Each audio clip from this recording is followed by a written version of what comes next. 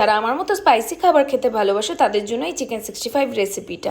Boneless চিকেনের মধ্যে 2টো ডিম, আদা রসুন পেস্ট, বেশ খানিকটা টক দই, তার সঙ্গে দিলাম চিংসের চিকেন 65 মশলা, সঙ্গে অ্যাড করলাম কারি পাতা কুচি আর একটুখানি ময়দা। সব কিছু ভালো করে মাখিয়ে নিয়ে 1 থেকে 2 ঘন্টা রেখে দেবো। এরপর ছাঁকা তেলে ভাজার আগে এর মধ্যে দিয়ে দেবো 1 থেকে 2 টেবিল চামচ মতো চাল গুঁড়ি।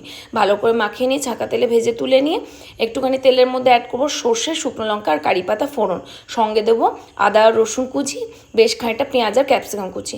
একটু নাড়াচাড়া করে নিয়ে একটা বাটির মধ্যে প্রায় 500 গ্রাম দইয়ের মধ্যে শুকনো লঙ্কা বাটা দিয়ে ভালো করে মিক্স করে ওর মধ্যে অ্যাড করব।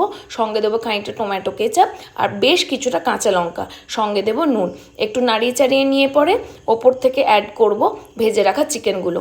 আবারও নাড়িয়ে চাড়িয়ে নিয়ে পরে কিছুটা কাঁচা পেঁয়াজ, কিছুটা কাঁচা ক্যাপসিকাম দিয়ে নাড়িয়ে চাড়িয়ে নেব। নামানোর আগে একটুখানি লেবুর রস দিলেই আমাদের চিকেন 65 রেডি। ঝাল যারা খেতে পারো না তারা এটা থেকে একটু দূরেই সরে থেকো।